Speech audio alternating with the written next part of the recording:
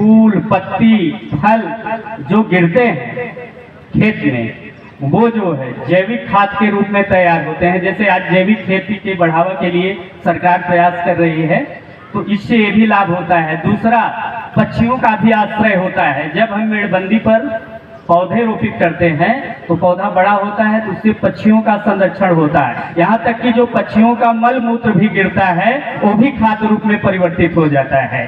तो इस प्रकार से पहला है कि हम सभी लोग वृक्ष लगाएं, अपने माँ के नाम लगाएं, अपने जन्मदिन पर लगाएं। सभी लोग कम से कम अपने जीवन में 5 वृक्ष तो अवश्य लगाएं। जो है इस प्रकार से पर्यावरण को हम सभी लोग मिल करके संरक्षित कर सकते हैं। क्या था कि पूजहि खग मृग नाना वृंदा, पूजहि खग मृग नाना वृंदा, और अभय चरहि बन करहि नंदा, और शीतल मंद सुरभ मंदा, और गुंजत अलिलय चल मकरंदा। तो शीतल मंद सुगंधित हवाएं चलती थी, वो हवाएं आज कहाँ रह गई। तो हम जो है कितने विकराल वायु प्रदूषण में जी रहे हैं। तो इस प्रकार से हम सभी लोग मिल करके पहला कार्य तो यही करें, अधिक से अधिक वृक्षारोपण करें।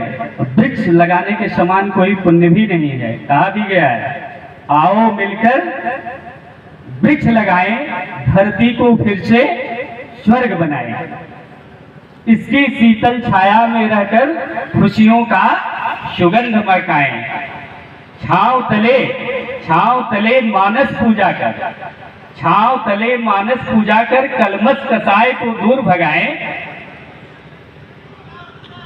शीतल मंद सुगंध हवा में अपरिमित अनंत सुख पाएं। क्या मिलता है? बहुत बड़ी मानसिक शांति मिलती है। और निज संताप मिटा करके हम तरुवर जैसा उदार बन जाएं। निज संताप मिटा करके तरुवर जैसा उदार बन जाएं, और तपती दोपहरी में सबको, सभी प्राणियों को सुख पहुंचाएं। और परमार्थ का दीप जलाकर, परमार्थ का दीप जलाकर जीव जगत का भूख मिटाएं। संपूर्ण प्राणियों की रक्षा होती है पेड़ पौधा लगाने से, ध्यान रहे। बहुत बड़ा पुण्य माना गया है शास्त्रों में। एक वृक्ष 100 पुत्र समान बताया गया है शास्त्रों में। तो परमार्थ का दीप जलाकर जीव जगत का भूख मिटाएं, और रहे युवा प्रकृति प्रेमी बन। प्रकृति प्रेमी बन करके हम युवा बने रहे, यही हमारी धारणा है। एक सेकंड सर, क्षमा चाहते हैं। गाड़ी में बार बार आग्रह कर रहा हूं कि 2 गाड़ियां रोड पर खड़ी है, कृपया हटा लें। जिनकी भी गाड़ी हो रोड पर, हमारे मुख्य अतिथि हमारे जिलाधिकारी महोदय की गाड़ी आने वाली है, आप उस गाड़ी को वहां से हटा लें, कृपया रास्ता क्लियर करा दें। आइए सर मिश्रा जी। रहे युवा प्रकृति प्रेमी बन, जरा व्याधि को दूर भगाएं। जो व्याधि है, बीमारी है नाना प्रकार की, वो दूर भाग खड़ी होगी तो हम पर्यावरण प्रेमी बने। जैसे हमारे स्वर्गीय चौधरी चरण सिंह जी सादा जीवन उच्च विचार के पर्याय थे। तो सादा जीवन उच्च विचार तो कोई अपनाना नहीं चाहता। आधुनिक दौड़ में बस धन की महत्ता है, भोग विलासता की महत्ता है, लेकिन भोग विलासता में कितना पर्यावरण की हानि होती है ये कोई नहीं समझ पाता। तो हमको सादा जीवन उच्च विचार रखना है। अच्छा बताइए, अगर किसान भाइयों आप लोग बैठे हैं बहन, अगर पूछा जाए पिछले 10 धनियों का नाम बता दीजिए तो आप लोग बता पाएंगे? एक वही याद आएंगे जो है पुराने टाटा बिरला, धीरू भाई अंबानी, यही आधुनिक में 2-4 धनी हैं। और पिछले धनियों को पूछा जाए 200-500 वर्ष पहले के, तो वही कुबेरे ध्यान में आएंगे, लेकिन कुबेर ही ध्यान में आएंगे। लेकिन आप बताइए, अगर महान पुरुषों का नाम पूछा जाए तो बच्चे भी 10-5 महान पुरुषों का नाम गिना देंगे। तो आप देखिए महापुरुष अपने जीवन में कितना जो है सादगी अपनाते हैं, कितना जो है प्रकृति से कम लेते हैं, प्रकृति से कम लेते हैं, देते अधिक है। हमको सात्विक बनना है, महानता की तरफ अग्रसर होना है, न कि भोग विलासियों को देख करके करे वो तो बहुत बड़ा कार निकाल लिए हैं तो हम उनसे बड़ा कार ले लें, वो घर बनवा लिए हैं बड़ा सा, हम उनसे भी बड़ा घर बनवा ले।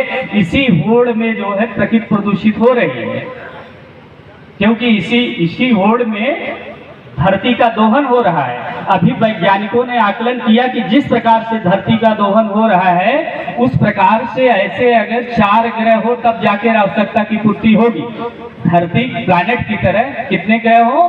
4 ग्रह हो, तब जाकर के जो है आवश्यकता की पूर्ति होगी। तो जिस प्रकार से शोषण चल रहा है, तो उस शोषण में मत शामिल होइए। बस जितना रहने के लिए जरूरी है, बस उतना ही आप कमरा बनवाइए। वो स्वाभिमान में, अभिमान में मत रहिए, क्योंकि काल काह नहीं खाए, और वो नाम कोई लेने वाला नहीं रह जाएगा। इसलिए आज हम सभी के बीच में ये जो राष्ट्रीय किसान दिवस समारोह मनाया जा रहा है, तो हमारे स्वर्गीय चौधरी चरण सिंह जी का त्याग और तपस्या था। जैसा कि हमारे डॉक्टर रमेश यादव अपर कृषि अधिकारी ने बताया कि किसानों के मसीहा थे, तो क्या सादगी और उच्च विचार के धनी थे, और वो अपना पूरा जीवन जो है किसानों की सेवा के लिए समर्पित कर दिए, राष्ट्र की सेवा के लिए समर्पित कर दिए। यहाँ तक कि स्वतंत्रता संग्राम सेनानी में भाग लिए, 12 साल जेल में रहे। मतलब उनका तन जो है क्या था? समर्पित था समाज सेवा के लिए, राष्ट्र सेवा के लिए, और सदियों सदियों तक अमर हैं। ऐसे जयंती मनाती जाए रहेगी, लेकिन आप धन जुटा के रख लीजिए, कभी जयंती आपके नाम की नहीं मनाई जाएगी। यहाँ तक कि 3-4 पुस्त बाद कोई आपको याद भी करने वाला नहीं रहेगा, आपकी पीढ़ी में भी आपका नाम नहीं लेने वाले रहेंगे। इसलिए स्वामी विवेकानंद ने कहा है कि कोई ऐसा कृत्य करिए, हर मनुष्य को ऐसा कृत्य करना चाहिए जिससे उस